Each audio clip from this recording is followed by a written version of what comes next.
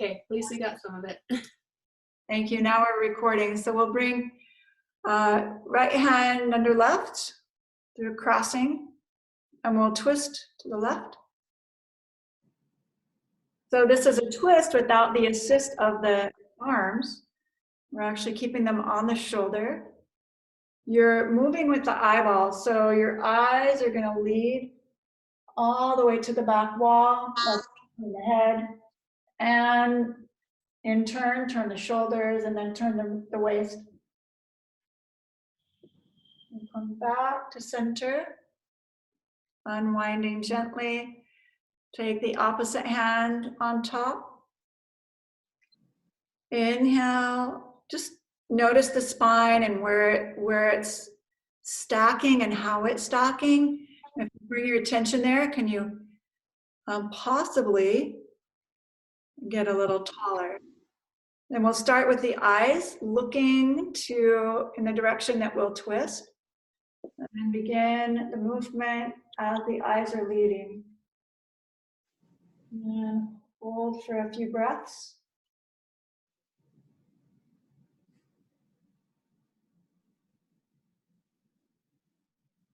And see if you can revisit that 3-part breath, connecting to belly, ribs, and shoulders. Exhaling, unwind. And begin to move the shoulders again. And we'll take just one more.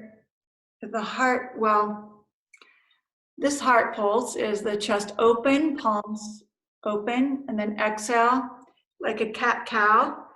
We're taking the arms and then exhale, cross the hands, inhale, open the palms, exhale, bow, inhale, open, and exhale, heart pulse, cat-cow, forward and back movement, inhale, and exhale. And the rocking sensation starts with the pelvic bowl and moves through the whole spine.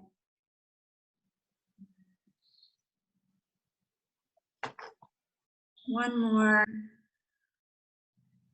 Hold here, arms outstretched, and then if you'd like, bring the hands to the shoulder, or if it's more comfortable, this could happen. We're gonna tick-tock, just turning to the right on an inhale and turning to the left on an exhale. And an inhale and an exhale. You can take it slowly, and if it's comfortable for you, stay here. If you'd like to go at a quicker pace, and that feels comfortable, try either one, or anything in between. Inhale, exhale, through the nose.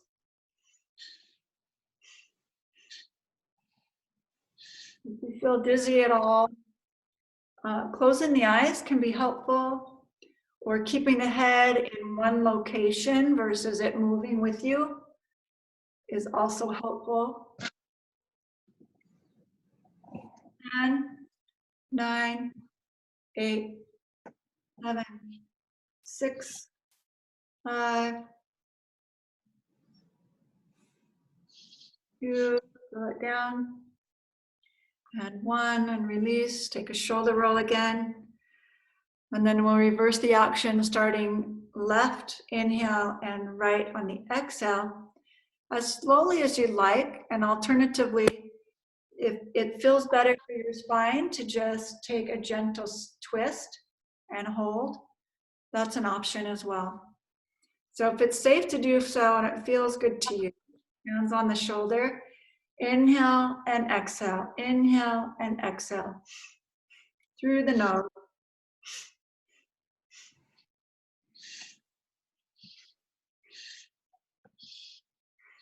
10, 9, 8, 7. Yeah, I like how there's some exploring going on here, taking it slow at your own pace and what feels good. 2 and 1, and release. Roll the shoulders out again. And if you'd like, take the feet forward and shake the legs out. Feet, whatever room you have and what you've been given and where you're at, just get some ankle rolls.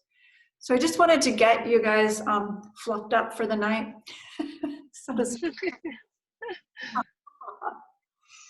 And also talk a little bit about some of the things I included and why I included them and how you felt doing that practice.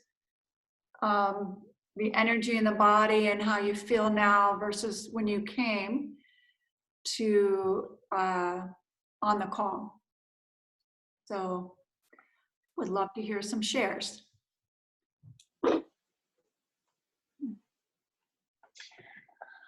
What you didn't like, what felt good, what didn't, yeah. I really appreciate, for whatever reason lately, a lot the breath work, any types of helping me get connected to my breath really seems to just ground me a lot more, and also helps me to feel like, just feel at ease, at peace, I think, inside. Breath work has become really important to me lately. Yeah, I hear you. Anybody else feeling that way? Mm-hmm. Yep, absolutely. Yeah, so let's talk about just a little bit more on what you heard and how you felt going through those motions. I know it was a little short, but maybe it felt long. What are some other things you noticed? I felt centered, brought present. Mm-hmm. I felt a presentness with everyone, but just being here. Centered. Okay. Did the language assist you at all in helpful to get connected? I noticed when you had us put our hands on our shoulders, I really loved that, because I feel like sometimes I twist too much, and I just realized how, and the way you approached it, you just approached it with so much ease, and like doing, you're just like, take your eyes over, like, I love how calming your voice is. You have a very calm voice, Linda. That's helpful. Well, it's like you don't rush it, and I like how, and I love that I don't feel like you use a lot of language, but you use descriptive words. Yeah, I was hoping that the invitational word was coming across, the invitation. Mm-hmm. So using words like, let's explore. And I like that. I like that a lot, because you allow me to do it without feeling like if I don't do it, I'm not going to feel it. Like if you don't do it a certain way, you're not going to feel it. Exactly. Like I'm doing it wrong. Like I like that you're like, just see how that feels. Like, what does that feel like? And then you ask questions. I like that too, when you ask those questions. So, or you say notice. You say notice too. I like when you say notice. Yeah, what do you notice? How do you feel in your body? What could make it better for you? I invite you to, let's try. They're very not directive, right? That's not directive. We've been taught in yoga to speak directly. Reach your arms overhead, forward fold. That's directive speaking, right? That's telling somebody a command to do something, to follow along. When we're working in trauma sensitive, we're changing the verbiage to be something more of an invitation. Let's try You know, what if? How does this feel? There's more. So you're giving back the control that you never wanted to usurp anyway to the person, right? Like, oh. If it feels safe, that's something that you said that at one point, and that jumped out at me. If it feels safe. If it feels safe, if it feels safe for you, you could try this. Yeah. I noticed something in the breath sequencing, just how you first brought up our energy, which sometimes feels really good when we're just kind of flatlining it. And then you calmed us down. And then you took us through some exercises and gave us choices. And so the things that didn't speak to me, I changed, because that's kind of what I've learned to do just by trial and error. But it's nice when you're given permission to make those changes that are going to work for you. So I appreciate that and the wording that you used. It's about empowerment, right? So, okay, there's some things in our homework that we haven't addressed that we actually I want to go back and address. And I want to teach you chi building breath, because we haven't experienced this. And if you haven't learned it, it's pretty profound. And I think right now, if you were to practice it, not even in your classes, but you yourself were practicing it, it would be very helpful. So chi building, where life force is the to build ourselves up from the inside out. That's what chi building breath does. And this is on page 77 in your book. So you don't have to take notes because the whole description is there. I just want you to feel it for right now. Is it, Linda, is it in the myths, mudras, and mantras, or it's actually in the manual? It's in the manual. It's in the pranayama. Okay. So there's a lot of pranayamas that are in there, and pranayama chi building breath comes from the Asteya. What, sorry, what page did you say? 77? 97. I think we went over Antir Kumbhak, which is breath retention on the inhalation. So you're holding. I think we did that right at the end. That's a great practice. Chi building breath is very similar, except that there's a purpose behind a pattern to it. So what you're going to do is just sit up tall. We're going to start with a 4-count breath in, then we'll hold 4 counts, and then we'll exhale 4 counts through the mouth. So it's inhaling through the nose for a slow count of 4. At the top, you hold the breath for a count of 4. And then while you're holding the breath, you're gently applying the 3 bandhas. You're lifting the pelvic floor, you're toning the low belly, and you're drawing the chin towards the chest. Then you breathe out through the mouth for 4. So that's the difference between chi building and Antar, is it's all nose. Okay, so this is exhale through the mouth. We're going to do 3 repetitions of that cycle. So you repeat, inhale 4, hold 4, exhale 4. You inhale 4, hold 4. On the 3rd repetition, after the retention, you're going to swallow before exhaling. So you're like, and then it's an exhale through the mouth. Okay? So we'll do it together. It's all in your book.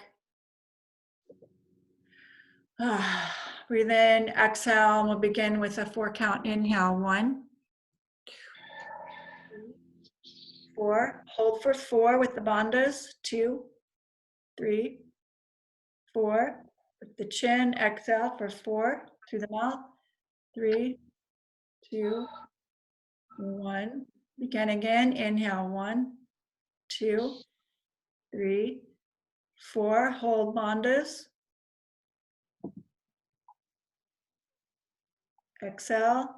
4, 3 to the mouth, through the mouth. 2, 1. This is our third round. Inhale for 1, 2, 3, 4. Hold. 4, 3, 4. Swallow. Exhale for 4. Out the mouth. 3, 2, 1. So that's one full round of chi breathing. It's 3 cycles. On the third cycle, you add the swallow. So I want you guys to do that twice more on your own. So you'll go through that cycle twice more for a total of 6 more breaths with the retention and the bandhas. And count slowly.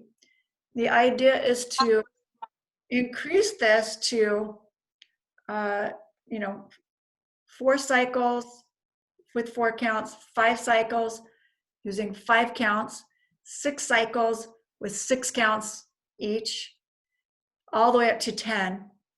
So you would inhale for 10, you would hold for 10, you would exhale for 10, and you do 10 cycles of the 3 sets, which would make it 30 breaths, right? That would take a little while. We're just going to do 2 more of the 3 cycles of chi. That might make sense? Okay. Talk you through this first one again. Inhaling for 4, 1, 3, 4. Hold bandhas. Exhale 4, 3, 2, 1. Inhale for 1, 2, 3, 4. Hold for 4.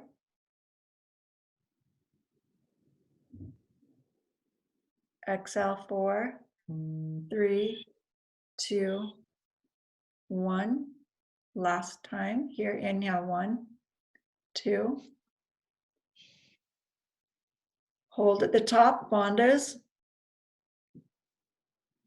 Swallow. Exhale 4, 3, 2, 1. Do one more of that whole cycle on your own.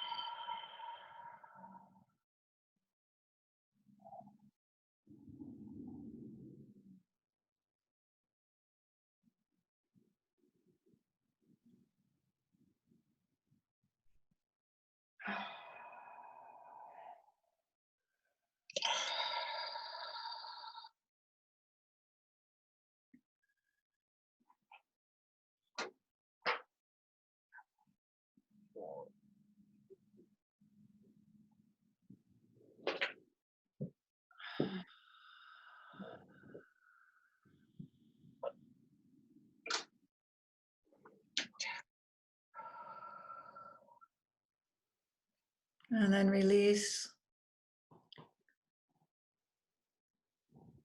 So each round of the pranayama includes 3 full flows of breath. And the distinction is the third round you swallow before exhaling. And over time you can increase that count to 10 and practice 10 full rounds. The benefit of this is it grounds the prana or seats the chi. So chi and prana are just 2 ways of saying the same thing. Life force, life energy. Calms the mind. Creates vitality and expansion. Reduces anxiety. Releases tension in the body and mind. Enhances the flow of life force. And to me, this one feels a little more relaxed than even the connection that we did. But you just decide how that feels for you. When you exhale, you release all of your bandhas, right? Yes. Okay. And this is true. So is it always best to, like, when you inhale, then you hold the bandhas, and then as you exhale, do you always release, or it just depends on the breath work? It depends on the breath work. This is a good question, because I was like really confused about bandhas on the inhale. Like, Yeah. that's really backwards. There is some reasoning to do that. And it has to do with allowing the vitality or kundalini to rise up through the crown of the head. There's some meditations by Joe Dispenza where he does a similar action on the inhale, the force up through the crown of the head. So I've learned to just, okay, you can do it both ways. We're not using this as a kriya. And a kriya, you would exhale all the air out, do that cleanse, and then you hold the bandhas, and you would really take that Uddiyana Bandha into its full expression. With our belly already full of breath, and we're doing the bandhas on the inhale, I can tighten the perineum, but to take a full Uddiyana Bandha is impossible. You're full, right? Yeah. The question is, you're moving that up through Sushumna. You're moving the energy up. Kundalini rising. This makes so much sense with the polyvagal theory. With that, like the toning of the vagus nerve. It does it. It's going to affect the vagus nerve. Yeah, I agree too. Just from my own sensation doing this breath, ever since I whacked my head this summer and got a concussion and vertigo, I've been really kind of in tune with that. So I could feel that this breath did a lot of good for my nervous system. I always find that if I sometimes have difficulty swallowing as one of the side effects for whacking my head, because those cranial nerves get all jumbled basically. And so this type of breathing, it actually sends a lot of energy into my head. I can feel kind of a tingling. I also feel kind of a headachy, foggy sensation as that stagnant energy starts to reset. And then my mind feels a little clearer, but I'm still kind of feeling almost stuffy in my head. Not in my sinuses, but my head feels stuffy. So I can tell that there's something activating energetically. So yeah, that's just my experience. Cool. Yeah, Yosha. I'm like holding my hand up. I have a hard time with this kind of breathing. Like I breathe, I go up into my floor and I do as deep as I can, and tell me if I'm doing it wrong. But like I do all the way up, I feel like my chest, and then I hold it and then I release. And then by the second breath, I feel like I need to just take one quick breath because I need more breath. Does that make sense? More air. Does that make sense? My heart starts going like, not fast, but I don't know how to explain it. Like I don't know if I need to. Yosha had a stress response in when I did this breath. So you're not alone, I guess, in having the need for more air or a different cadence, maybe. A different what? Cadence? Cadence, like tempo of breathing, maybe longer, shorter. If you have anxiety, you take a longer exhale than an inhale. You know what I mean? So yeah, like I feel like I need to, I'm gasping for air. Like I need. Correct. Yeah. Yeah. Yep. So I just probably need to do longer. Like I start breathing, I'm fine. By the second, I'm like, I need to just kind of take a break. Cause I don't know, like I hear all these like, oh, it releases your tension and it relaxes you. I'm like, it doesn't relax me. I think over time it could. I think over time, and you learn to, because that's what that's what I mean, you know, I love breath and meditation.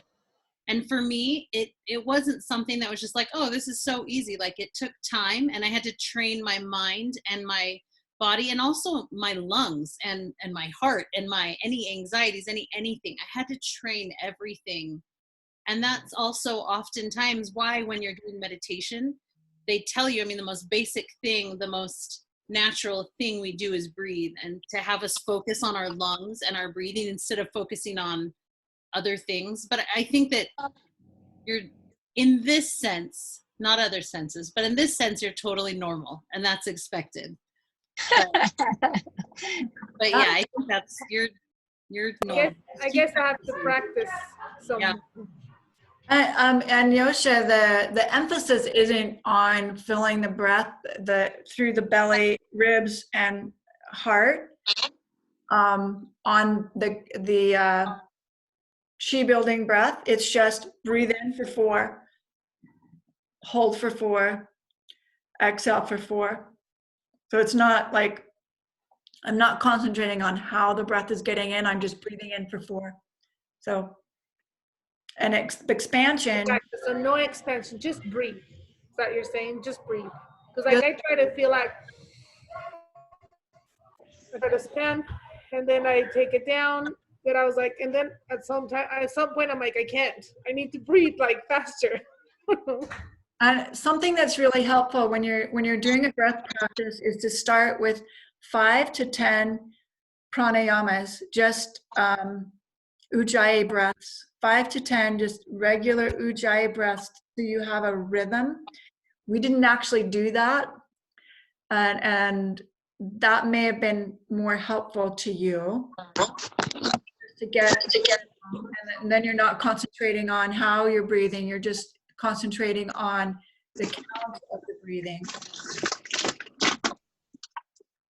But it's totally normal to feel like you're out of breath.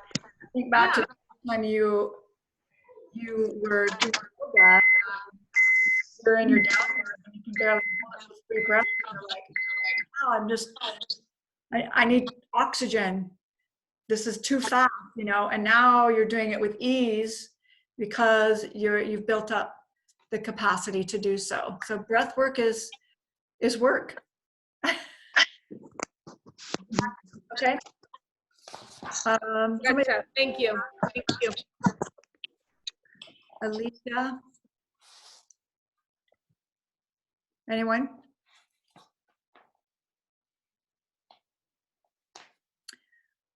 Okay, so I'm going to move forward to page 163. These are some of the things that we haven't absolutely gone through. And I also want to hold for some questions or things that you guys want to incorporate tonight, or things that you have questions on as well. And actually, I should probably maybe ask that right away. Like, are there things that you have questions about that have come up in the homework that you want to cover?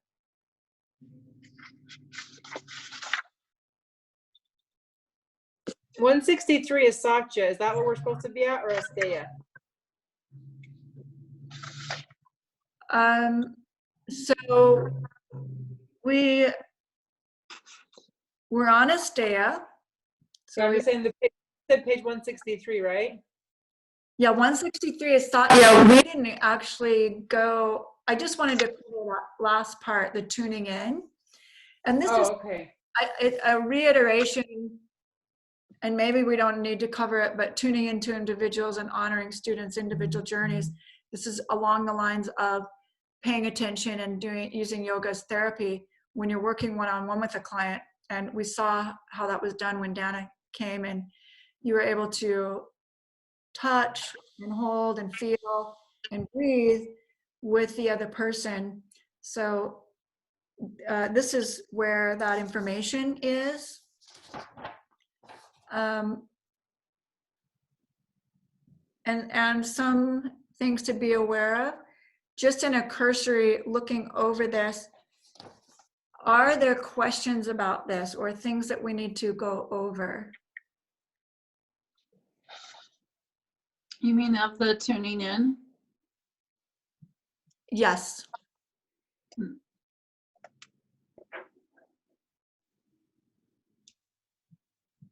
mean, do you feel pretty comfortable that that's something you could facilitate, or comfortable in incorporating at some point in time? It's expanding that skill set. How many of you have really worked and delved a lot in this arena? I was just gonna say, I just saw the part where it says give the pose and the client time for something to ripen, that line. And I just had a friend come this week to do a session, and because we thought it'd be fun to, in the Donna Fari's book, to start at the beginning where she goes to the 7 principles. And we started with the breath, and and she's also really intuitive, but that happened like when I just, like after I taught her everything, and she just stood in Warrior 2 and moving and doing all that on her own, and then moving into triangle and moving into pyramid, and she, like, it was so amazing. And she ended up going through all of her chakra, like she felt it get stuck, and then we just moved and breathed, and she ended up the whole way going through all the way to her crown. She could feel that. But it was so fun to watch her whole body and her mind and everything as she got to just move through that and put into practice all the breathing we just gone over. And it was so fun. And then when she went to the next side, she could tell, well, I don't need this pose this time, I need this one. And she just moved where she should move. And it was really fun. It was so great to watch her. Like at that point, I just stood there and held her knee in place, just barely, in Warrior 2, and just sat there while she moved. And it was really awesome. It was so fun for both of us. And we just didn't worry about the time, just as long as she needed till she felt the breath and the chakras move, and then she would move to the other side. Very cool. And I don't know about you, but when I started doing one-on-one sessions, I felt like I needed to talk, I needed to move them, and I needed to give them information. And a therapy session is actually just the very opposite. It's what you're talking about.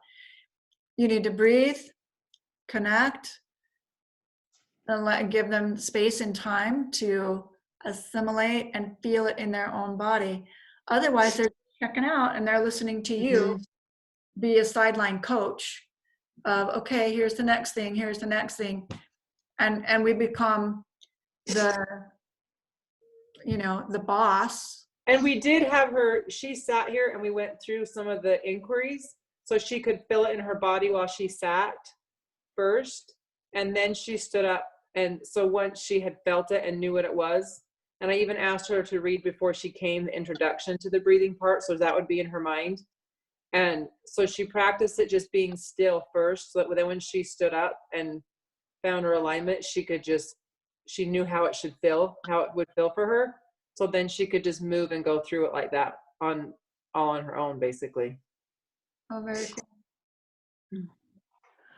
Does anybody else have experience with that? Less talking, more tuning in. I have been consciously trying to talk less and allow for the space in between, because I think I used to be so afraid that they were bored, and I was like, no, I need to let them be bored, because people are like, oh, I'm so bored, when is this gonna get over? Because that's how I used to be. But I think like all the different breath works, that's even a word. I'm just so grateful for all the different ways, because hearing what Yosha said, I feel the same thing. And I think, don't you think too, sometimes it depends just where you're at that day? Because some days I can really hold the breath and I can focus on it. Other days I'm like, nope, I can't hold it today. I just need to let myself just breathe normal and not work on that today. You know what I mean? Does that come up for you guys? Like some days it feels easier than others. Yeah, Yes. for sure. Yeah. So I'm allowing it to just be how it is. And same thing with the class. And if people talk to me after, I'm like, hey, you're different every day. And I love that we change all the time. And I think it's been good, because I think the breath work, it's exactly how you say, put the pose, match the body to the pose, not the pose to the body. It's kind of the same thing with the breath. I'm like, this is just an invitation, see if you can see what it feels like. So I kind of use that same idea to match it to the person and not be like, you don't have to hold it. If you need to let go, let go.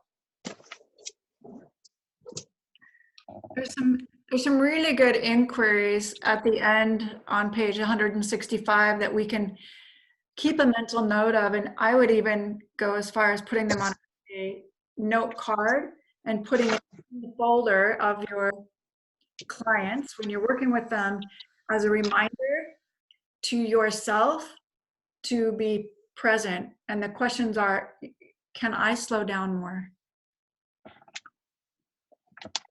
Is my attitude life enhancing as I begin, throughout, and at the end of the session?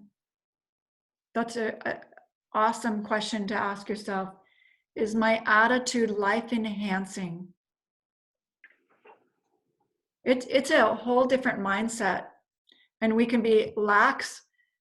It's even easier for me to be in a state of gratitude, acceptance, love, and abundance with a client than it is for me to stay in that space with my own family sometimes, right? Because like I get in this other role as a mom or as a wife, and then we have, you know, stuff that needs to get done, and if it's not getting done, we start that part doesn't work if you're working one-on-one with a client. So we have to really detach from what's our world is going on, in our world, and be in that nurturing space, abundant, life affirming. This is just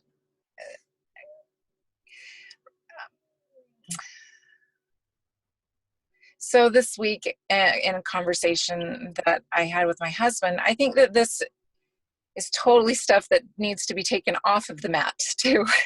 Exactly. Or out of the session with whoever we're working with, because I had this conversation with my husband this week where we were talking, I said, you and I both, with each other and particularly with our children, we need to talk less. We need to let them come to us and ask questions.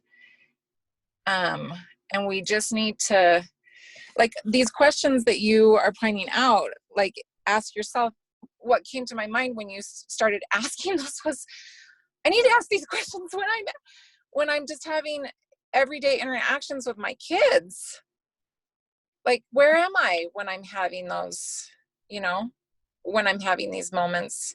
Am I in the moment with them and in a nurturing place, or am I really in just, okay, we got to get, and which one is more, which one is going to be more beneficial for them, where they're going to want to get to the place where they can ask questions or where they can get the things done that need to get done.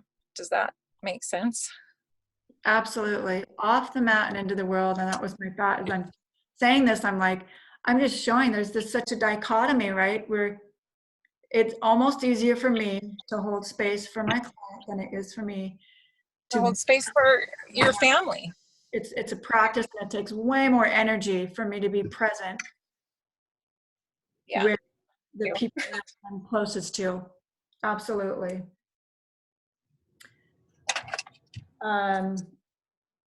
So these questions are an aid in doing shadow work. It's, where am I trusting myself and acting on the feedback my body gives me? Like, where am I checking in and where am I checking out in life, in everyday interaction? Yeah, absolutely. And the more and more I think we use it as a skill set in our work, the more and more it seeps into our family life and vice versa. The more and more we can use that in our family life, the more and more it will seep into our professional life. They're definitely going to enhance each other.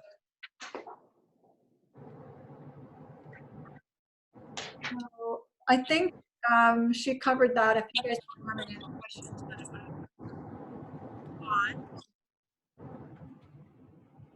Hey, Linda, are we on page 165? Is that what you said? 164 is the questions to ask yourself. Okay. And there's also preparing yourself to teach with authenticity and specificity.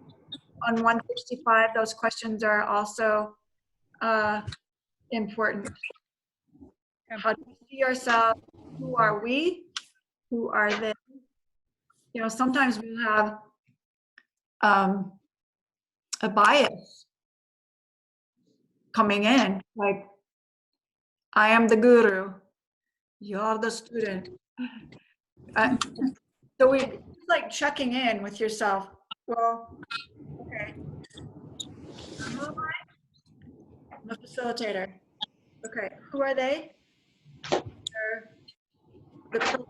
They're asking to be mentored. They're asking in some way for me to facilitate a healing experience with them or help them go through it. Not to provide it for them, but to provide the safe space for them to be nurtured through it. And I often ask myself, why am I teaching? Okay, if you're asking yourself that question, why am I doing this? Like it really needs a good answer. And I want to give you guys an example of just stepping up into your authenticity. So I work for a local studio, teach there, and during the COVID, they have decided to offer yoga for free or by donation, and that the teachers who teach those classes would be doing it for volunteer for free. The donations go to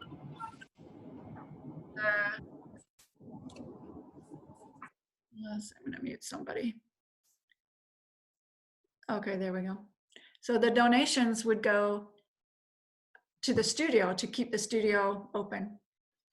And I was like, I'm like, oh yeah, man, I'm there. I'm all on board. I wanna do this community service, right? And you know, the more I started thinking about this, I'm like, wait a second. I am not the community service person here, right? So I taught some classes and I did them Zoom.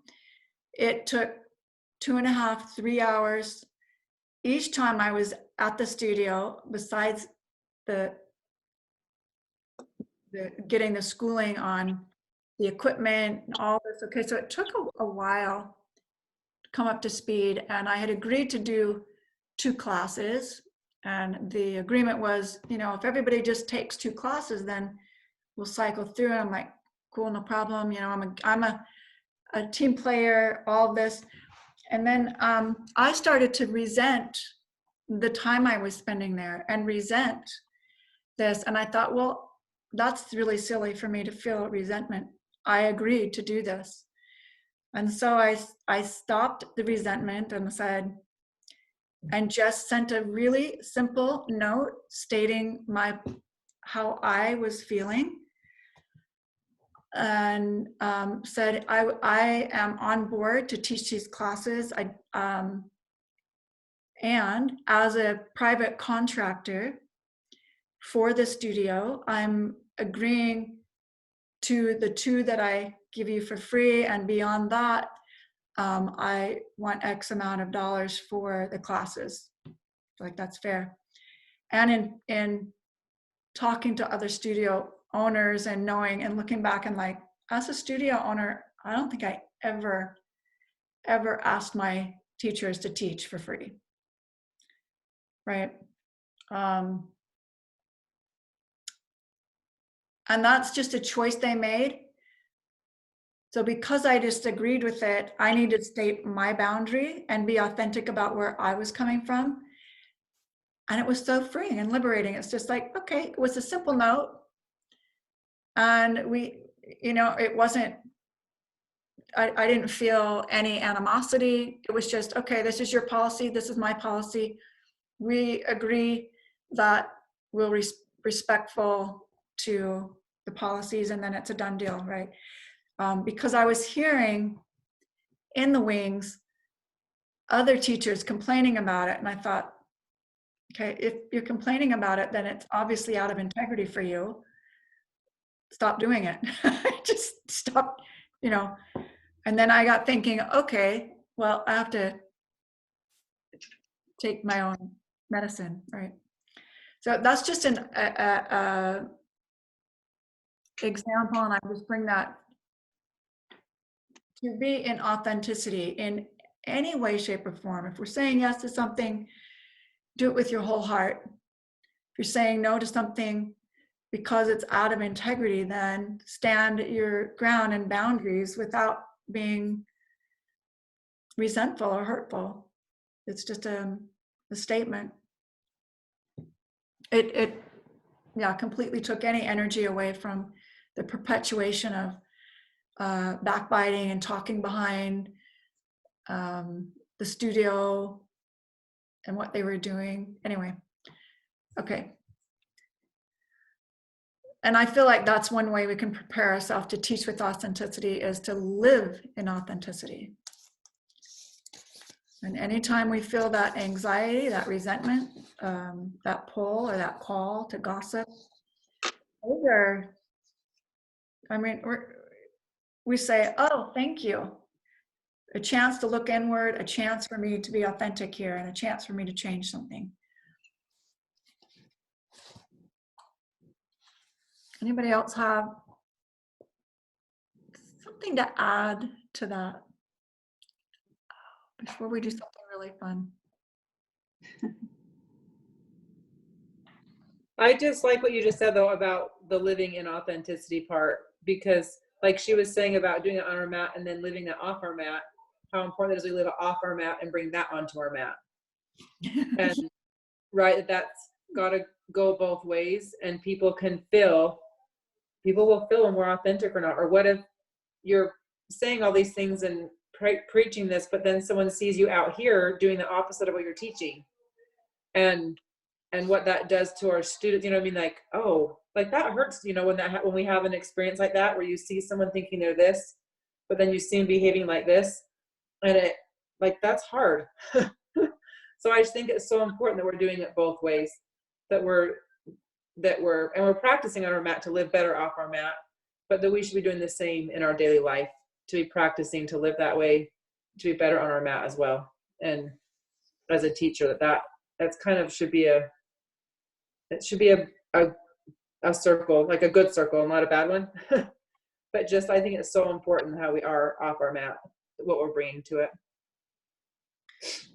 Yeah, and it really brings the point home of emotional sovereignty, which is just to be in complete responsibility for our emotions. Mm-hmm. And when we do have stuff come up like that, that we manage it in a way that's not. Right, like the feeling and all of that, yeah. And so you just felt what you felt, and like you said, like that's a practice too. Like we have to keep practicing, and that just, right, that's always present of our integrity and just our presence in our general. I also feel like, Linda, when we practice standing in our integrity, and I've noticed this recently, just the more I dive into all of these yamas, is it definitely shows you parts of your shadow you need to work on when you stand up for yourself and you feel the response from the other individual or the organization or whatever it is. It definitely lets you know part of your shadow that you can explore and do that shadow work. Yeah.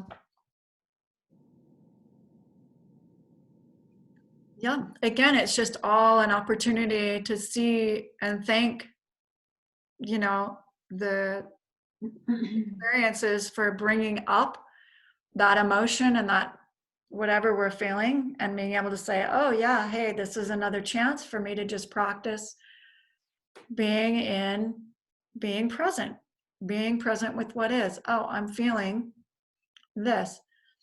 I'm feeling it. They're not making me feel that. I'm feeling it. It's like the studio didn't make me feel that way. They're not the ones that made me feel taken advantage of, blah, blah, blah. I mean, I could have built a story around it, right? I just took 100% responsibility for that feeling and said, oh, I'm just not walking in integrity for my contribution and the way I feel about this. Yeah, and I noticed, Linda, as you're talking, I just made a connection between authenticity. The theme of authenticity comes from that third chakra.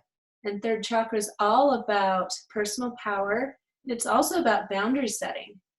And so that's kind of what I'm taking out of this, is that part of your confidence comes from being able to say, what do I do? And when we feel that gut feeling, I mean, it is often in the gut, we feel kind of almost a sick to the stomach feeling when we're not following our inner guide. And I think that, I think a lot of us are probably experiencing this. I recently reposted one of my friend's articles because she's starting to go, you know what?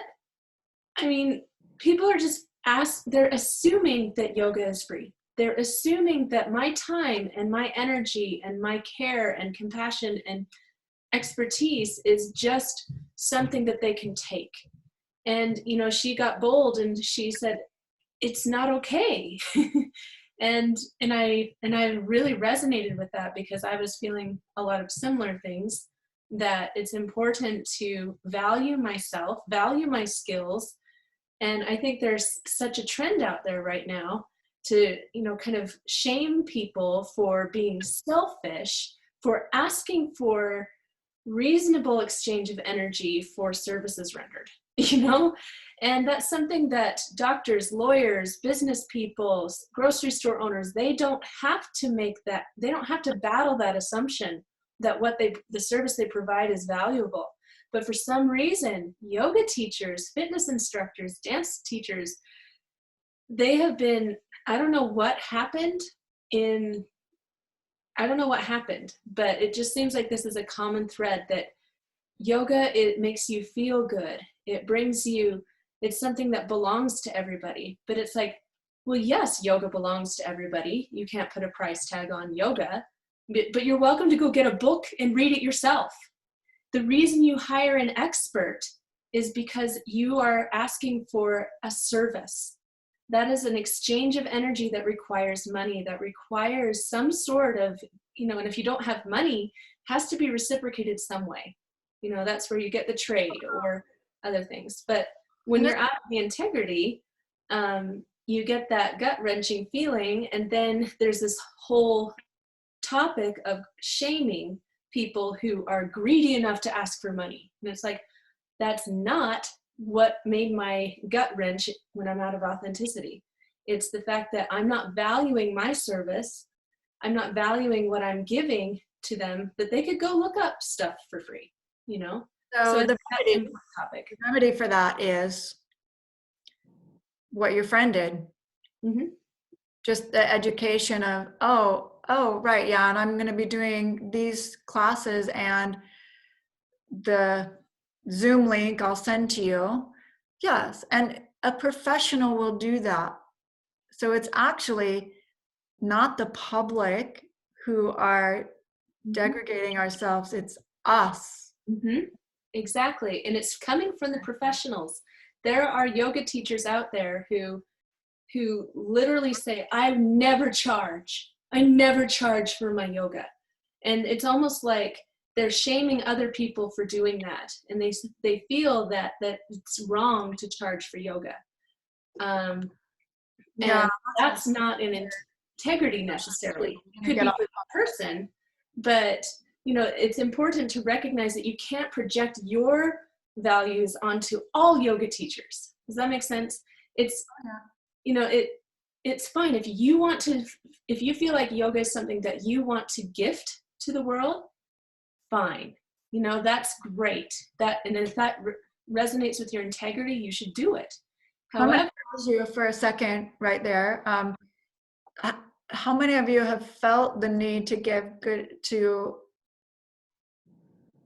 do a charitable cause, or been real yoga, and you really 100%. and we've said yes to it?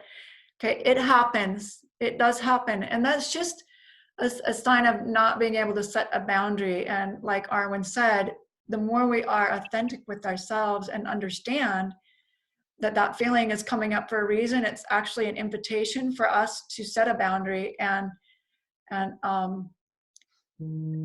whether it's, you know, charging for a yoga class or saying no to you know, going out to a movie when it's really not what we want to do. It's like just being in integrity. And it's an opportunity to shine that way. I want to, oh yes, Alicia. Going along with the theme of energy, I also think you have to take responsibility for the energy you're bringing to the table. And when you're not in authenticity, your energy will speak for itself. And if your actions and your energy are misaligned, it undermines trust. It's hard to trust a teacher who's, you know, saying, yes, I'll teach this class, but then you're perceiving their energy as, you know, being resentful or something like that. And so I think it's better for both parties if you're being honest and standing in your integrity, and in the long term builds a trusting relationship. Yes, in any relationship, right? To build trust, the most important thing is to build trust in yourself. Trust yourself to speak up. Which brings us to this fun part, page 172. We're going to have a little bit of fun with raising your productivity and being a super producer. And in order to do that, we're going to take a little soul script personality test to find your archetype. Now, to be a super producer, we have to recognize like what makes you tick, what ups your vibration, because, you know, for me, turning on 80s tunes and dancing to Donna Summers and singing to the top of my lungs, that like amps my vibration. I can totally get into that. Now, if my husband comes in and hears that sound, he is gonna like go nuts. It's totally gonna blow his day. He won't be able to function. He can't get into it, right? So what's good for some person might not be good for another person. If we can recognize what really motivates us at a deep level. Are we motivated by praise? Are we motivated by accolades? Are we motivated by money? Are we motivated by healing or just warm fuzziness feeling, making people happy? Like, what motivates you? And then put more of that in your life. Okay, so there's these 4 archetypes. And I'm just going to run through them really quick before we take that test on the other page, and then we'll talk about it a little bit and how that's going to play into your productivity. Because I'm a firm believer that I need to start the day in a productive way, a way where my vibration is lifted and I'm energized and I'm ready to go, and I'm creating and moving through my day from a high state of vibration, a 10 on the scale from 1 to 10. If I'm at a 5 and I'm trying to produce something, I'm producing at a level 5. It's going to be mediocre. I'm producing at whatever level I'm vibrating at. And if I have a level 8 or 9 problem coming my way and I'm vibrating at a level 5, you know what? It's going to shut me down. I'm not going to be able to handle it. Okay. So, oracle. And you can think of an oracle as an owl, the little glasses. They're the knowledgeable one. They are the wise, pause, reflection. They're the person that's looking around and going, yes, this is working, or I can see a better way. They're definitely organized, they're repetitious, they're great in assembly lines, not as the person assembling, but to create the assembly itself. Like if you have somebody on your team that's an oracle, you want to put them in charge of processes and procedures so they can streamline it and make things run smooth, because they're pretty smart that way. Oracles also need routine. They like to get up and eat the same breakfast, lunch, and dinner. My husband's an oracle. Like, I'm not. I can't have the same thing twice. So it's how we function and how you see yourself here. A visionary, they're the total, I've got an idea person, and they're jumping up and down, they're smiling, they have, big bright eyes, they're the life of the party, and they just love populating the room with ideas and popping up with new things to do. They need flexibility and flow, because if they have a straight jacket on and I have to do XYZ, that's not going to help them be productive. So they need times to be in the flow and flexibility. This person relies on decision through present moment observation and likes to adapt and change to situations on the fly. So they're your great on your feet thinkers. They'll be the ones that can toast at a wedding on the spot, and they don't have to rehearse it. Okay, healers, they need flow and connection. Connection would be the key word here. They really care about what other people are feeling and how they're interacting with everybody else. Is somebody left out? Oh, can I help you with that? They're the hostess. They're the best host or hostess, because they definitely want everybody to feel comfortable. They're all about relationships. Is what I'm doing having a positive effect on people around me, and how are their needs met through my actions? So that's their motivation. A warrior really likes to jump in and get it done, and they're the person you're going to hear say, okay, let's get this done. All right, let's just get to this. They're kind of task oriented, and they're the ones that have the to-do list, and actually it works for them where it doesn't work for most of us. And they will check it off because they're results oriented, and they're motivated by being able to get things done, and they'll write things on their list just so they can check it off, right? So which you can make a guesstimate here, like which archetype best describes your mode of operation. Are you routine? Are you flexibility and flow? Are you connected and thinking about your effect on other people? The ripple on effect. Let's see, ROI, the ripple on investment, yeah. Or are you a warrior and you just jump in and want to get things done quickly? On page 173, there's a little test here that will help you kind of understand where you're at. So just really quickly, if you haven't already started here, for each statement below, identify which words describe you best and mark with a 1. Second best, a 2, a 3, and a 4. So when you get done and you total up each letter, the lowest score is your dominant personality. So right here, it's the low score is the dominant personality. So if you're a systematic, encouraging of others, imaginative, or seizes control of situation, which one of those 4 best fits you or describes you, give that one a 1. The second best, a 2, and then a 3, and the one that doesn't describe you at all, give a 4. So you go through that whole list.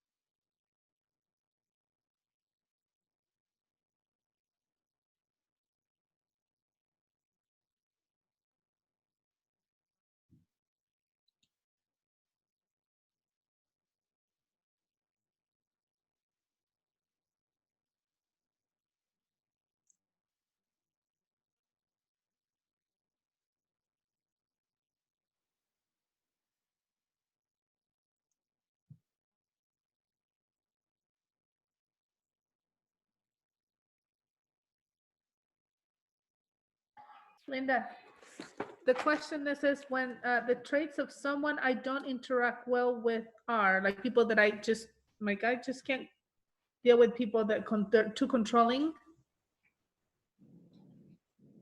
The traits of someone I don't interact with well are, so like if you've got somebody who's controlling or insensitive, maybe that's somebody you don't interact well with.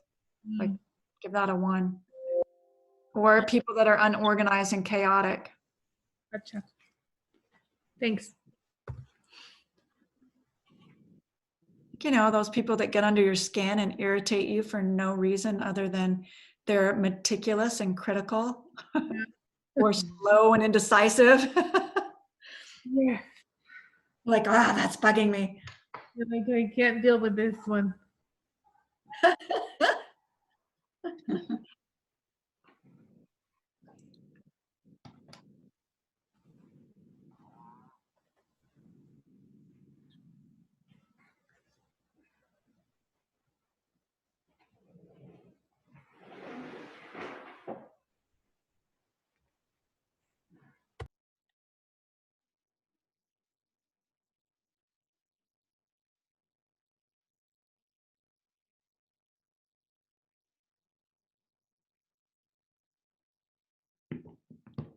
And I'm just reminded of an interview with Oprah Winfrey when she talks to Thich. Thich Hat Nhan. Thich Nhan Hat. I just sent it to you guys because it's so beautiful. When you get a chance, you can listen to it.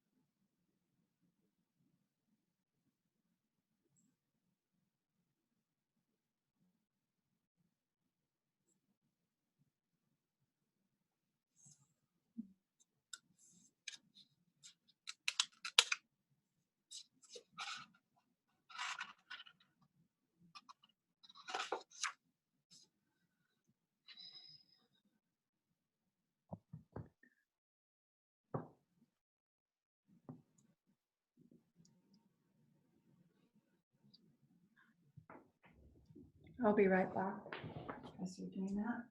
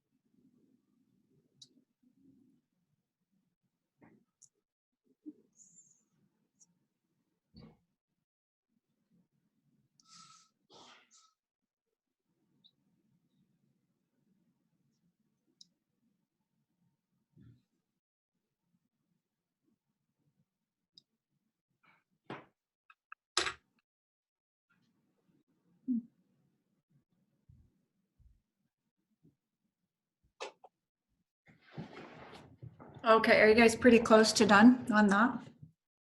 I'm done.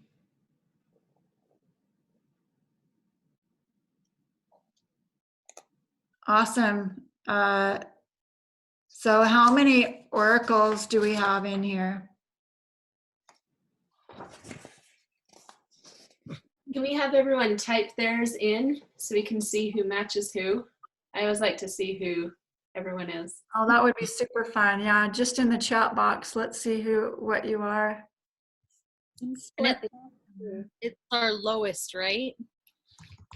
Yeah, so the lowest. You might have a couple that are pretty close. I have 2 that are exactly the same number. Then I So would type them both in and put a slash between it. Like just, you know, like Oracle Healer, whatever it is. So you have a pretty good balance in 2 areas.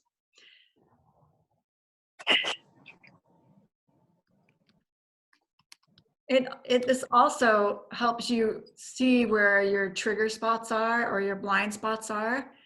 Like if we don't interact well with people who are unorganized and chaotic, then it would be helpful to know that. And when we're challenged with that type of person, just go, oh, right. Let me get this other person to interact with you instead of me, or, you know, change your mindset about that person. Yeah, it's just a good way to prepare yourself for other interactions. So we've got Alicia's a healer. I'm a warrior. Healer. Rebecca's a healer. It's not surprising that we have a lot of healers in this group. That does not surprise me at all. We've got visionaries, Arwen, and then healer visionary, Cheryl. Okay, that makes sense too. Denise, healer, totally. Anybody like super lopsided on theirs? I was like Almost total. absolutely. Yeah. Nothing came close. So they're really far behind. Yeah, and it really explains a lot. Mine were all That's what's interesting, my healer and warrior were the same, and oracle and visionary were only about 1 off from one another, they were pretty similar as well. which is funny because I don't think I'm much of an oracle at all, which is obviously why I'm a healer and a warrior. I don't know. I would say you are organized though, Lindsay. I am organized, but I mean, and the 2 that are similar and the other 2 that are similar are only about 4 points away from one another. They're Yeah. all like in a close jumble. So you have a pretty good balance. I guess I'm a warrior. What's that? I said, I guess I'm a warrior. That doesn't surprise me. Oh, who's talking? In a good way, Yosha. Yosha's a warrior. And then I'm an oracle. I do need a routine. Oh, wise one. Nanette, the oracle. Well, this could be really fun. I want to write these all down. Dress up as what we are. Yosha. Oh, you wrote them all in. I like that. Healer, visionary. Oh, okay. Warrior 5. 4, 3, 1. I'm not a visionary, that's for sure. So Yosha is a visionary. Was that the least points? Yeah. Oh, Well, the yeah. least points is the one you are. Oh, I think I misunderstood. Like I was counting. Oh, I have to add them. Never mind that. Let me get back to you. Yeah, so a score of 1 means the thing that you totally relate to. And 4 is the thing that you don't relate to. Yeah, so where Arwen has a 12 in visionary, very low compared to 20, 35, 37. Yeah, not even coming close. Very cool.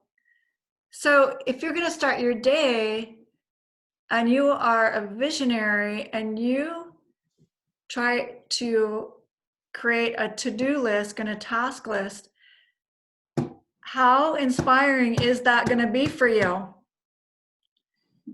A task list? That never works for me. I'm thinking about all the things I want to get done, so that motivates me. I look at my mojo because I want all these things, and I have my mind's thinking of all these things that I could do. So there's not enough time in a day. I tend to get overwhelmed by lists. just because the ideas will not stop. So, I mean, I like making lists because it's fun, but it doesn't make me productive. Does that make sense? Yes. So, So Arwen, what are Appreciate you? advice. I would appreciate advice because I feel like this has just been my whole life is just, you know, I have so many ideas, but then I have so many projects and then almost none of them are done. So to me, because I'm a visionary too, but that's what I love each moment of every day, because every day I'm going to learn something. And so I look at it that every day I've learned something, and I don't beat myself up for it, because I just like think of what I did do today, think of what I did learn, and there's always another day. So I don't beat myself up for not accomplishing all that I want to do, but I have that vision of things that I could possibly do. Yeah, I guess where I want advice is I've always tried to do things that are more oracle based, you know, because I feel like I don't have any focus. But then when I try to do oracle based, I resist it. And so I'm not sure what would make me more productive, embracing the chaos that is my brain, or trying to discipline it a little bit and just try to finish one task and then move to the next. I don't know. I don't know how I feel. sometimes it's allowing yourself. So it's more like if you structured your day and say, okay, I'm getting up at 7, I'm going to eat breakfast at 8, at 9 o'clock I'm going here, and it's very regimented, that would probably kill your creativity spirit, right? That Yeah, it sounds boring. so you need to build in things that create flow for you, such as, okay, this is the project that I'm working on. This is the thing that I need to get done. The most important thing today for me to work on is one thing, and this is for everybody. If you want to be productive, if you want to get things done, don't do 10 a day. Do one, and make sure that one thing that you finish has everything to do with moving you forward to your goal and dream. That's it. Like, that's the magic secret sauce to success, and anyone who has really made it will tell you that, because what happens is we fill our day with a dozen things that don't move us one step closer to our goal and dream, and it gets put off, but we feel like, oh, I got all this stuff done. We're checking off the list and we're like, oh, I did that. And then at the end of the day, we're like wondering why we didn't feel purposeful, because it falls flat. And it's like, well, I still have that nagging, important thing to do. I got to get the newsletter out. And that's been on my mind for 6 days straight. The most important thing I can do has been now taking up all kinds of energy, and I'm ignoring it and doing something else and not moving myself forward. Does that make sense? You guys? Yeah.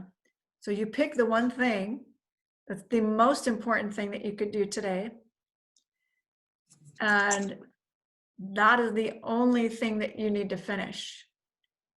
If other stuff gets done, it's frosting on the cake. Tasty, but not necessary.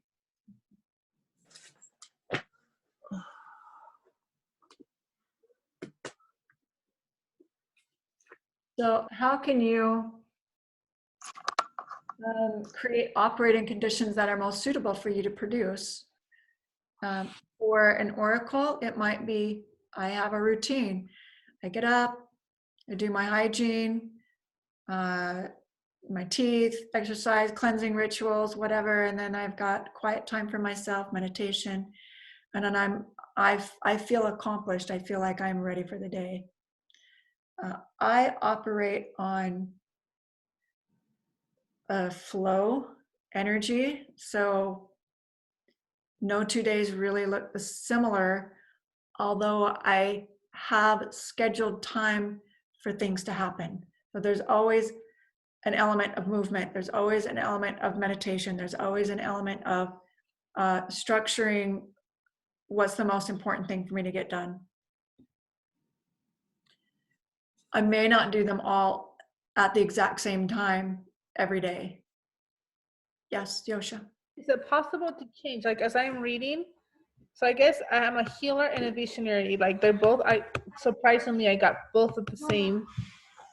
And I used to be a person with routine. I'm still with a routine, but I think I'm becoming more flexible to my routine. Does that make sense? Yeah. Where I used to be very passionate about my routine and not getting out of my routine.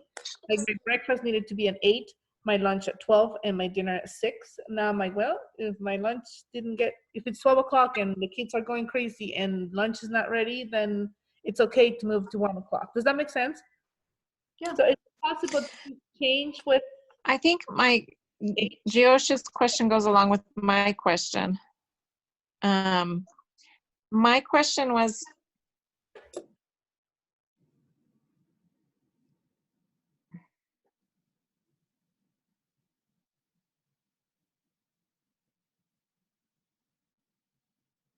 I'm losing you. Who's talking about? My question was, and then we stopped. No, it was Brenda, right? You said my question was? I was gonna say, I think my question goes along maybe similar to what Yosha's trying to express. My question was, so is it, we have all 4 of these? Or, no, like we have all 4 of these like in us, but one is stronger than the other. Oh yeah, for sure. So you lead out with a warrior energy. And so for someone with a warrior energy, I absolutely have to have a list. I actually can't function without a list. And so that's part of my everyday. It just is. And I actually rate them in the highest priority. So the A1s get done first.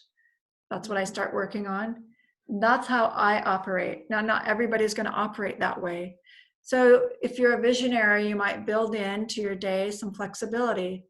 Like, oh, from 10 to noon, I want to be in my creative hut and working on my business, working on the evolution, my goals, doing that one thing that's going to push me forward, making that phone call, putting together that workshop, whatever it is, making the video. And then you may want to say, and when that's done, I'm going to reward myself with an hour of flexible time. See, that's how you build in productivity for yourself. So is that like, I think,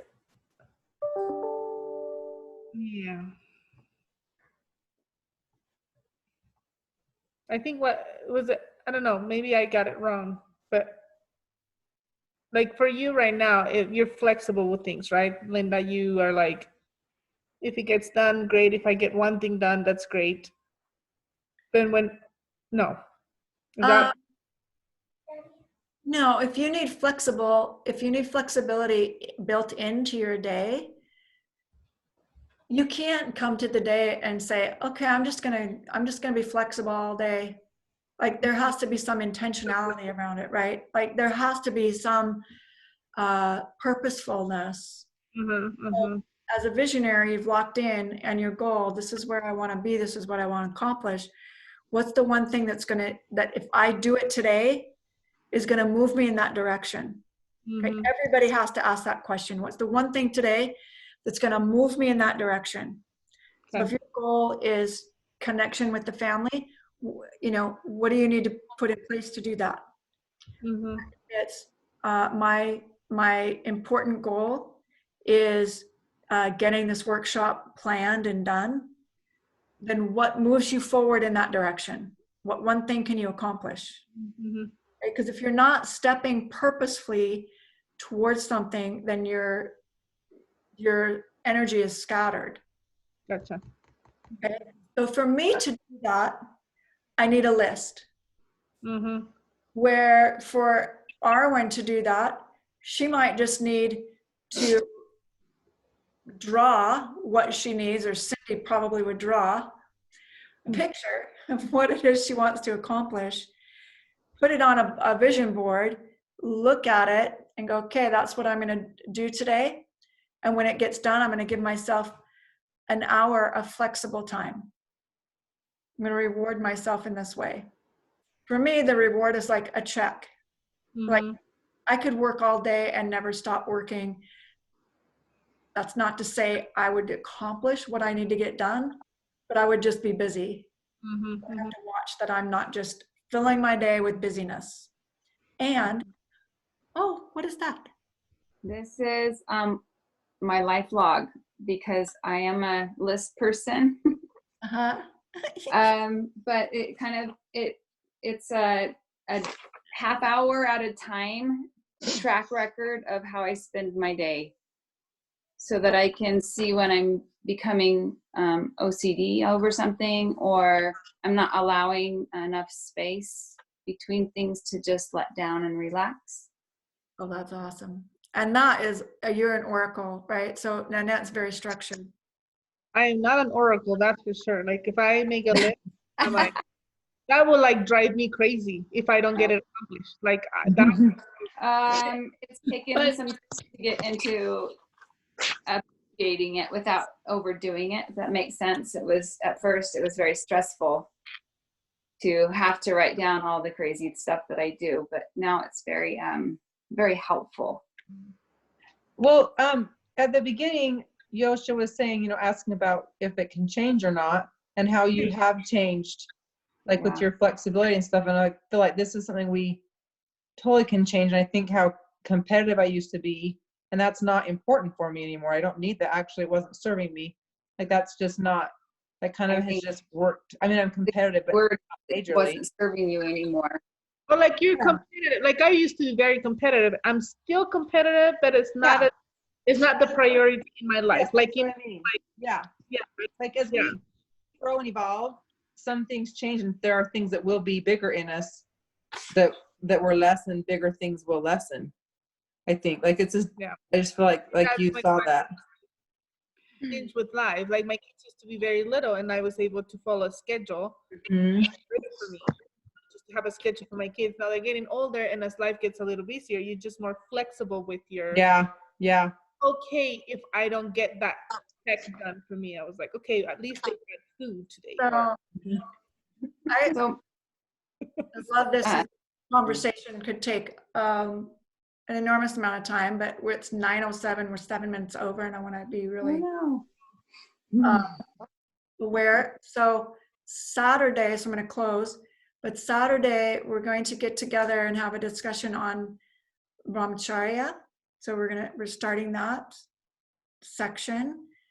And also, I think we're working on the chakra. So Saturday, you know, bring your books, bring this. If we have time, we'll finish some of the things.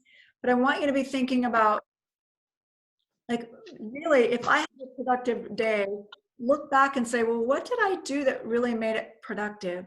How did I get my energy in that vibrational state that was sustainable?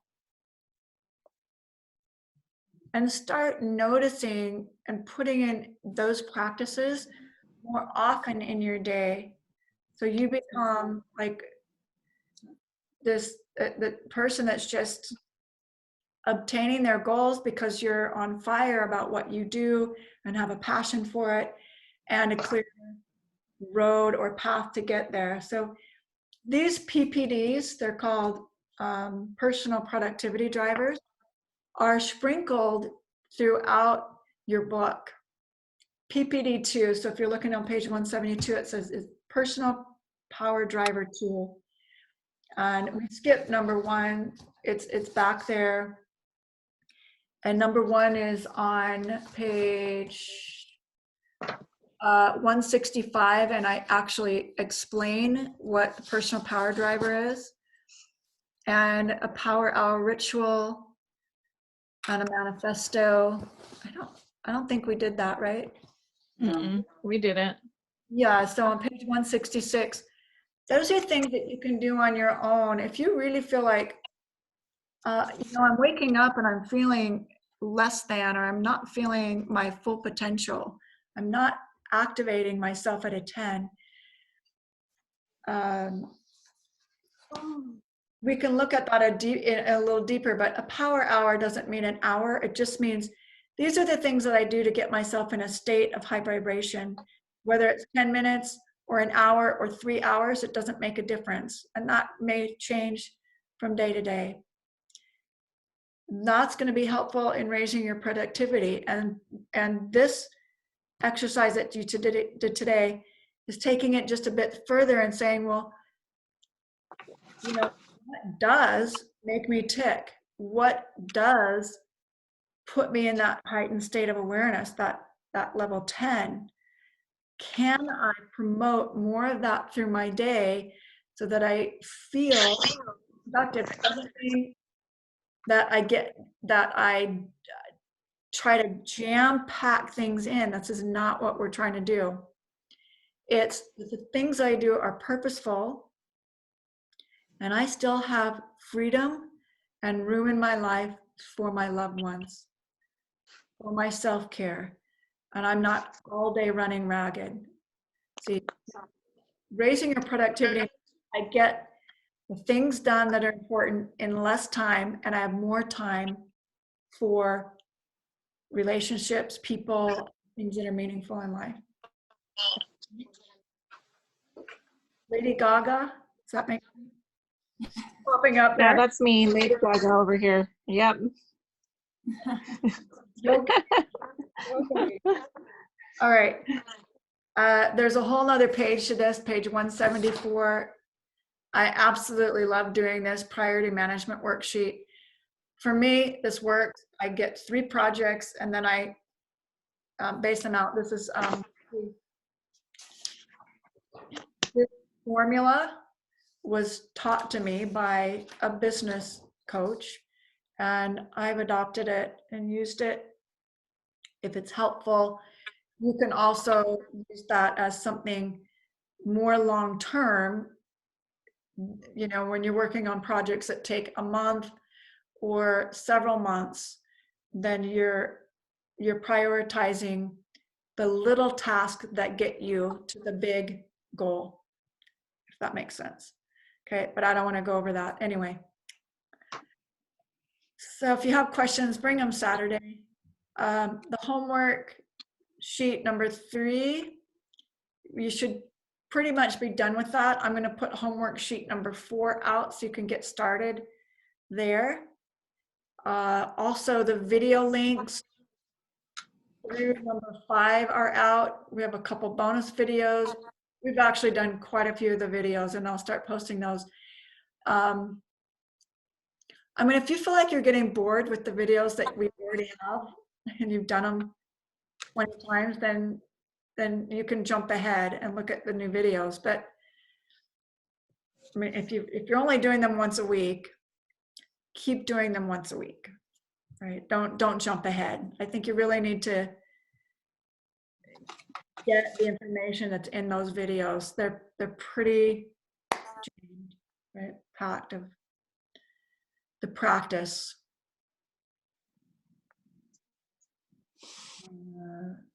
And Saturday is at 9 o'clock, is that right? 9 to 11. I'll send you, like I did today, I emailed the link, and then I also sent you a Google Calendar. Yeah. Does Google Calendar, when I send that out, does it email you guys? Yeah. Okay, everybody. Emails, and then when you click yes to the invitation, it'll automatically add to your calendar. So that's nice. Yeah, so I don't see that everybody gets them calendared, but I'm hoping that you get the emails. So I don't need to email you twice. Like today I did. Did you guys get 2 emails? I remember. Okay. One was the Google set, and then I sent you the information separately with the Zoom. I got 2, I think. And I won't need to do that. I don't mind. Yeah, it's fine. Yeah. I It's think better, it's fine. better safe than not getting it at all. I'm just, Yeah, and the second one was like right there, easy to get to, like right when I opened. So Yeah, that that makes it nice. mm-hmm. okay, so it was easier to open. Yeah. Okay.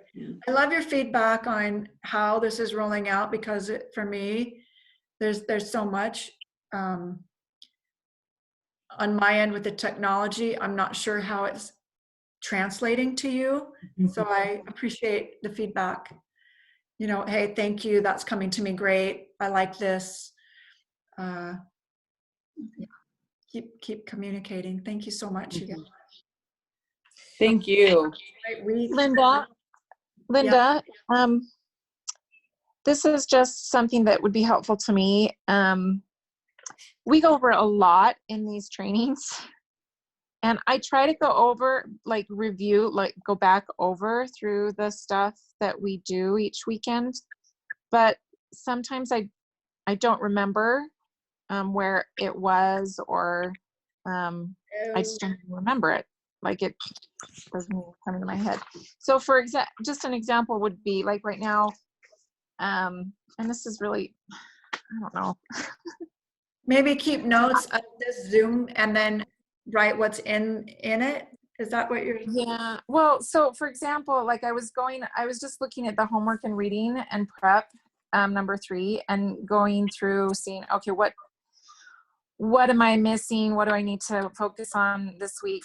But I was also just, because we're in our manual right now, I'm looking at the chakras, and we went over this information of the first chakra in our meeting, and I haven't even gone back to look at the manual. I've looked at the other information that was on our homework page for the chakra, and that maybe is duh, why aren't you doing that? But I would really like to be able to see, does that make sense? Like, I don't know. I think, it feels overwhelming because there's so much information. It is. Quite a bit. And I would just take it in like this. Whatever I'm absorbing right now is the right amount of information for me to absorb. Okay. That's how I would approach the training and what you're doing, rather than what am I missing? It's whatever's coming in is the right amount for me to absorb. I like that. Yeah. Yeah, because there is so much. Yeah. Some of it you're going to have a hook right away. You're like, oh yeah, I got this. Oh yeah, and that's a little extra added on that I didn't know before. And other things you're going to go like, wait, what? I don't have a hook. So whatever speaks to your heart, whatever is connecting and resonating with you, that's just the perfect amount. Yeah. Okay. Yeah. Take a breath. Breath work. Yeah. It's going to circle around and it'll come around again. I think you really get it. And in the works. Okay, so I'm really excited that Thursday we have Siva, who's doing the full 4 hours. We'll have a little break in between. You can invite friends. It's $45. I think I gave you guys a hall pass to invite one person for $35. So if you want to gift that and say, hey, I've got, $10 off this workshop, that's going to be pretty amazing. We're going over diet, and I will be sending you the dosha quiz. I'm sure you guys have taken it. How many of you guys have done a dosha quiz before? Who hasn't? Who has not? Okay, everybody's done one. So this will be fun because it's not new. And now we'll apply the seasons, the cycles, and the diet and seasonings in our food that help balance us out. Okay, so when pitch is aggravated, what do we need to balance that? Or when kapha is, what's up? I said cucumbers. Always. Cucumbers are the elixir of life, great for everything. Yeah, exactly. So she's gonna be gracing us with some stuff. It won't be the last. We have another 4-hour Ayurveda. And then, so on Thursday of next week, we'll shorten our Zoom meet by 1 hour. We'll shorten our Friday meetup by 2 hours and shorten our Saturday meetup by 2 hours. And then we'll give you longer breaks. So we'll have 2.5 to 3 hour stints of information, and then we'll take a break, and then we'll have a second section. Okay, does that sound more palatable? Yeah. It's great. It's great. Whatever you do, it's great. It is. It's Okay, so all good. we'll see you guys on Saturday, 9 a.m. Okay. Thank Yay. you. Thank you. Thanks Thank to you. everybody. Thanks, everyone. Thank you so much, Linda. Yeah, awesome.